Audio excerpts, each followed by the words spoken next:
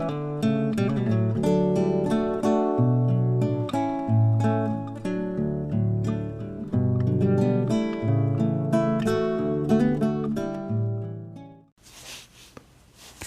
welcome back, friends. I'm gonna do another chapter just because I really like reading. It's about 5 in the morning on my birthday, January 7th. And I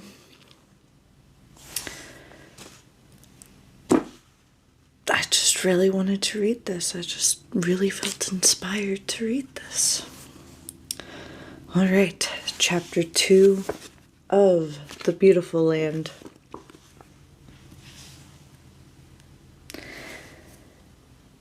You seem distracted today, says the psychiatrist.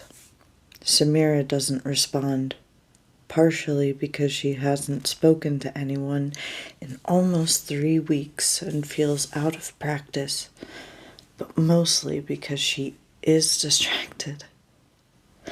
A bit of black goo is stuck under her middle finger, and all of her attention is currently focused on removing it by whatever means necessary.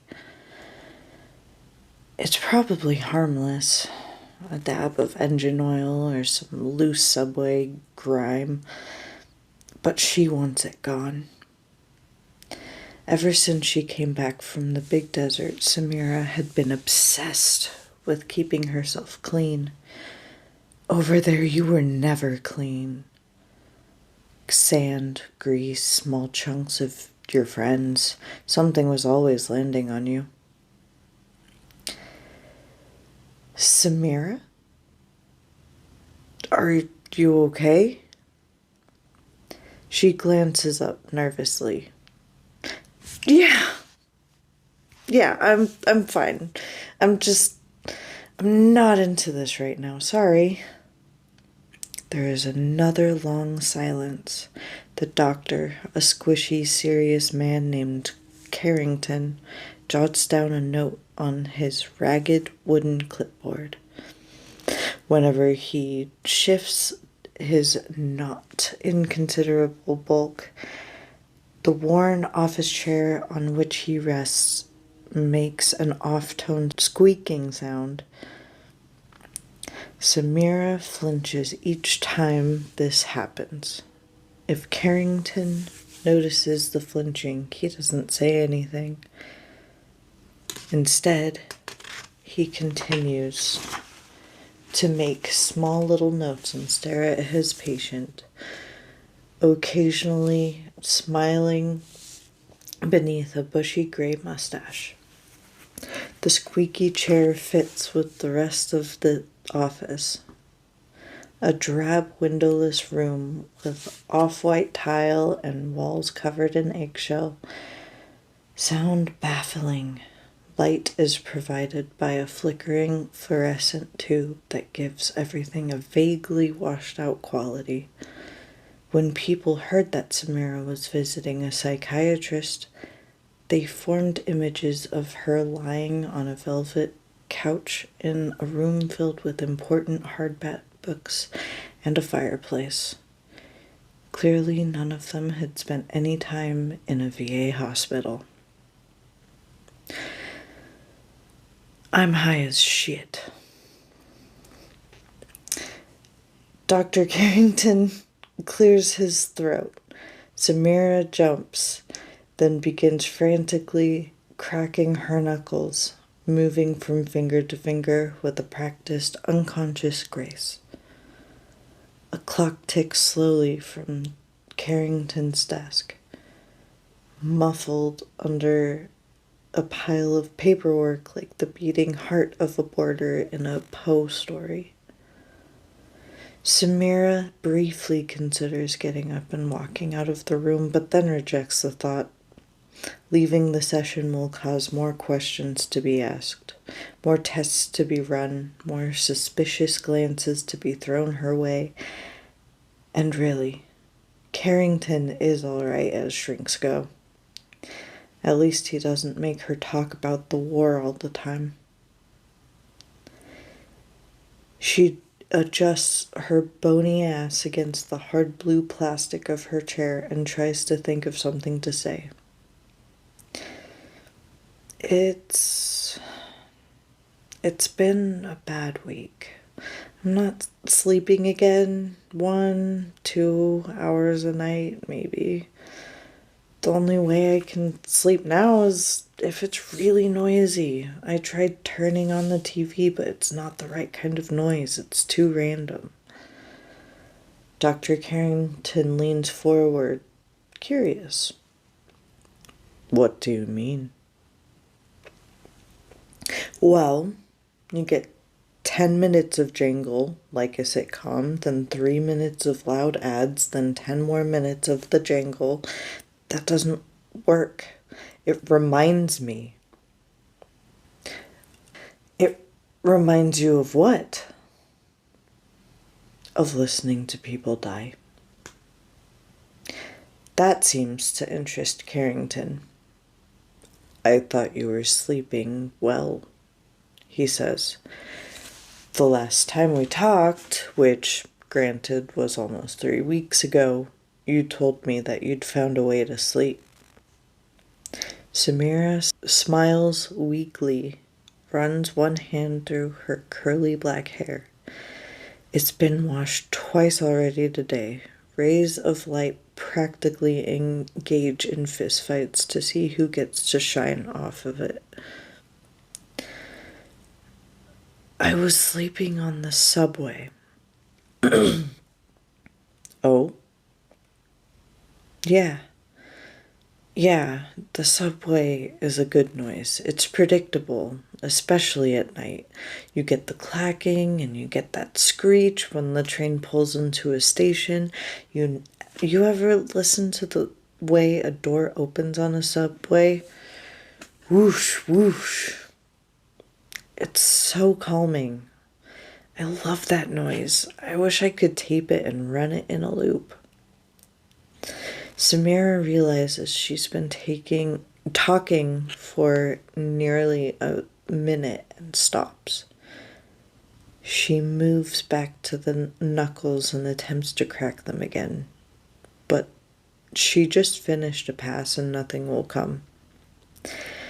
That only serves to increase her anxiety.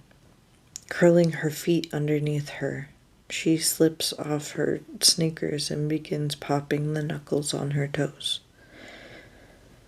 Carrington makes a face as she does, something she can't quite read, and scribbles another note on his rapidly filling paper. So, yeah, she continues as the knuckles pop, pop, pop. I'd get on the D line at Kingsbridge and just conk out. Sometimes I'd sleep all the way to Coney Island, then wake up long enough to hop a car back so I could sleep some more. She pauses for a moment, letting her mind drift back to the days where she'd begun to feel something approaching normal. It was nice. But clearly you stopped going, says Carrington. Can you tell me why? He shifts his weight again, squeak, and pushes his brown plastic glasses up on his nose. He isn't a bad guy, all things considered, but he has a strange air about him that she can't quite place. Sometimes it feels like he has genuine sympathy for her situation, but other times it seems like he's running out the clock. Right now, Samira is getting the first 5 in waves, which makes her more chatty than usual. I had an accident, she says. Go on. There was a guy. He woke me up. A homeless guy. Drunk. I was asleep on the A train, and all of a sudden, this guy was shaking me and screaming about bugs or aliens or something. I don't know. It's kind of fuzzy. Anyway, I broke his wrist. Carrington looks up, a dozen expressions washing over his face at once. He rejects a few: anger, bewilderment, professional calm, and finally settles on concern. Samira, when did this happen? She squirms. A week ago, maybe 2? Did you tell anyone? No! She says, loudly enough to make her jump. God, no. No, I got off at the next stop and ran. I ran until I couldn't run anymore and then curled up in the doorway of a brownstone and cried until I passed out. Some guy with a broom chased me off a few hours later. The doctor makes a much longer note this time, underlining something a couple times with a thick, heavy stroke. Samira instantly regrets telling him about the homeless guy. He won't understand, she thinks. He can't. He's never been in the thick. He's just a nice guy who tries to help broken girls like me. People like that can't possibly understand.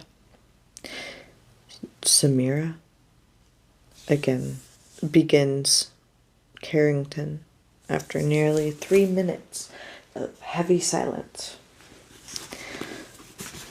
Samira, I can see you don't want to talk about this, but it may be very important.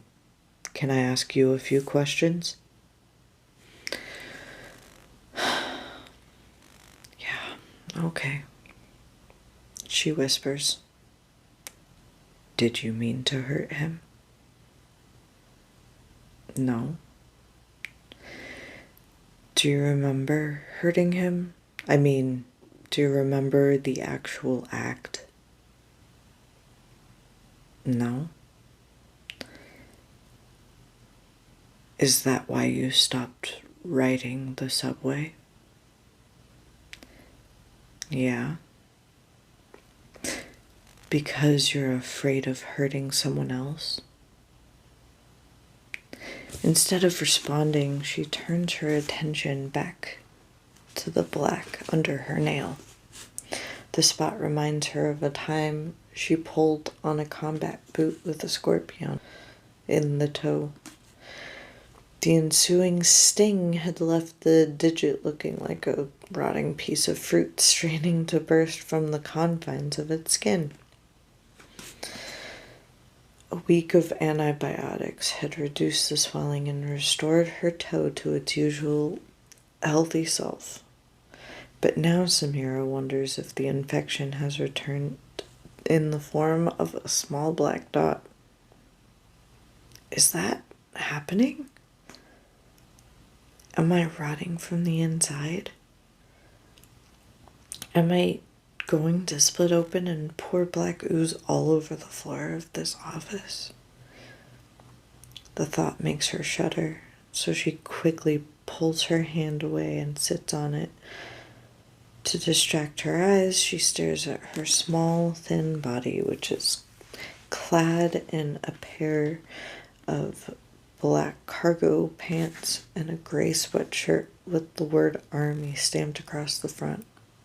It's almost the only thing she wears anymore, this outfit. She'd been slowly throwing away clothes since she returned to the States 6 months ago, discarding them as too old or too big or, in most cases, too happy.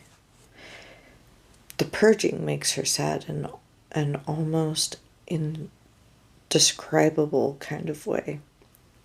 But the more she throws out, the cleaner her apartment becomes, so she keeps at it. Clean is better. Clean is much better. Her clothes are from an old life, from an old Samira. She doesn't really understand that person anymore. Samira asks the doctor. The one thing she hasn't been able to throw away is a yellow sundress that hung in one closet or another since high school. The garment had seen quite a bit of use back then, but in ensuing years, it simply became a subtle reminder of better days. Samira never worried about her weight or her complexion or the other body issues that plagued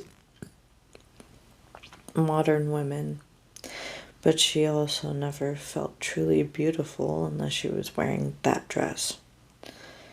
She'd put it on a few times in the months since her return, staring at herself in the full-length mirror, wondering what it was about war that made the participants look so sad. Sometimes she'd stand in the middle of her room, a thin, scared smile on her face, and turn her hips from side to side just to see the dress swish around her legs. The night after the incident on the subway, she donned the dress and sobbed herself to sleep. When she woke up 30 minutes later, she was screaming and clawing at the cheerful yellow fabric, as if she couldn't wait to get off. It hadn't left the closet since. Carrington clears his throat. Samira jumps again. Sorry, she says. I'm sorry. I forgot what you asked. He nods, as if this is the most understandable thing in the world.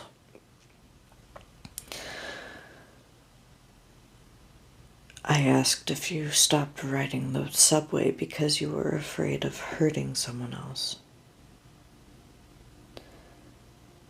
Samira glances at the clock, which is bolted to the wall, sees she has nearly 10 minutes left, and licks her lips. The black spot is calling out to her.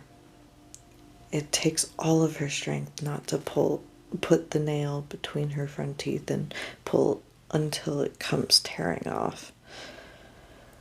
I don't remember hurting him, she says. I just remember staring at him as he rolled around on the floor. He smelled like old egg rolls.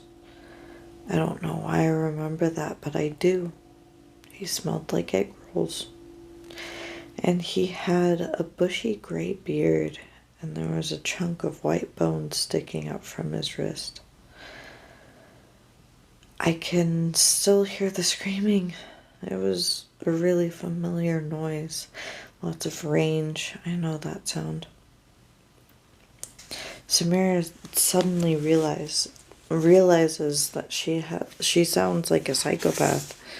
So she brings the black fingernail to her mouth and begins biting furiously. Her mind races for something else to talk about and finally lands on a memory of her father drinking tea with a cigarette in his mouth. When my family fled to this country, she says, her voice muffled by the sound of her chewing, my father opened an ice cream parlor. He's been a highly respected professor in Iran, but then he came here and he ended up dishing out cones and sundaes to bratty little kids. He hated that job. He hated it so much. But he did it, and he never complained. He was always strong like that.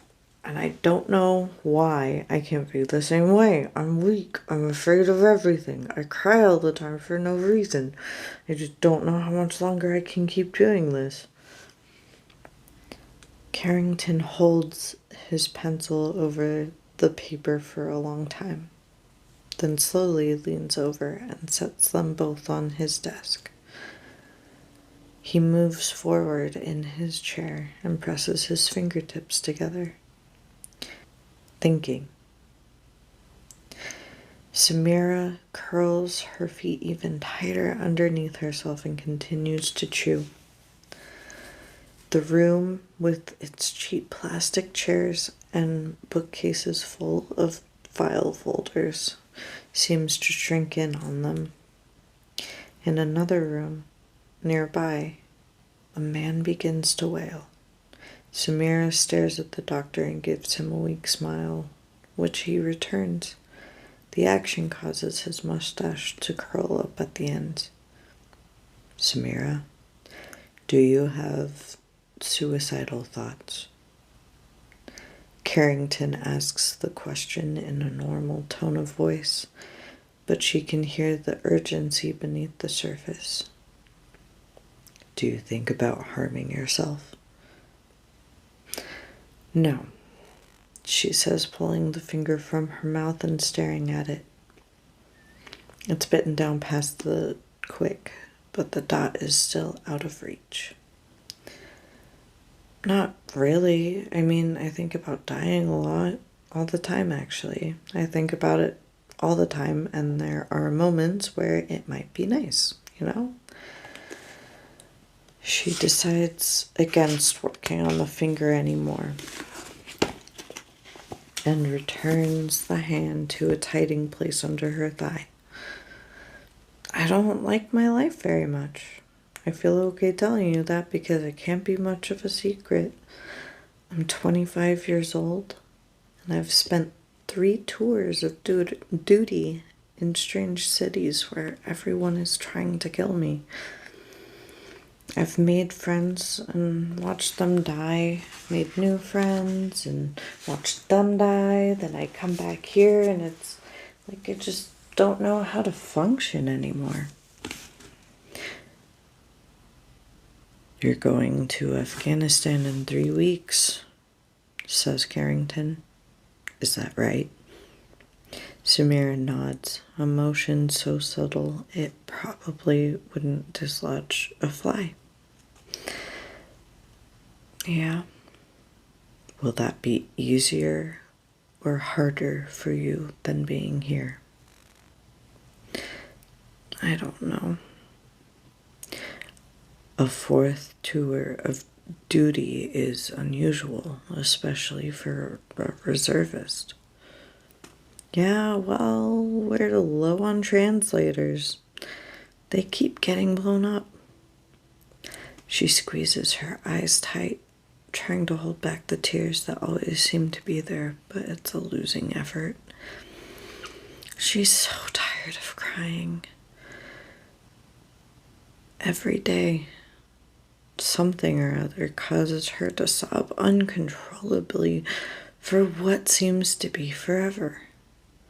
Sometimes it's a memory, sometimes a conversation, but more often than not, the tears come from a place in her mind that she'd rather not consider. Samira knows how this will play out. Dr. Carrington will reach over to his desk and produce a box of tissues from the stacks of paperwork. Her body will take that as a sign to really turn on the waterworks, and then all hell will break loose, determined to avoid such a predictable fate. Samira bites down on her lower lip until she hears a crunch and feels blood pour into her mouth. This stops the tears, at least for a moment. Are you all right? Asks Carrington. Hold on, I think I have... No! She screams, causing the doctor's eyes to pop open. No, don't. I'm fine. I'm not going to hurt myself. I'm not going to shoot myself in the head or anything. I'm just miserable, that's all. I used to be happy. I wish I could be happy again. Samira is relieved to see Carrington leave the pencil alone. allowing her words to settle and vanish like new fallen snow. Her hour is up. More than up, actually, but for the first time since the military forced her to start attending counseling, she doesn't feel the need to scurry out of there. She notes absent-mindedly that her lip is bleeding badly and hopes it won't require stitches. We're almost out of time, says Carrington, but I want to ask you one more thing. Is that all right? She nods, and he continues. Samira, when was the last time you were happy? Graduation, she says without hesitation. College? No, high school. Tell me about it. I went to high school in Seattle. I never really liked it. I spent most of my time trying to be as small as possible so people would just leave me alone. But I had a friend, a really good friend. And after our last day of class, we took off and just hung out. You know, stared at the stars, talked about the future. It was nice. Are you still in contact with this friend? He unalived himself 4 years ago. She runs a suddenly shaky hand through her hair, takes a deep breath before continuing. He used to host this TV show where he'd go into the desert and eat bugs, turn his piss into drinking water. You know, one of those survival shows. He did that for 2 or 3 years. Then things kind of went bad. He just couldn't handle it, I guess. Carrington's eyebrows raise. This is clearly an unexpected bit of news. Was the show popular?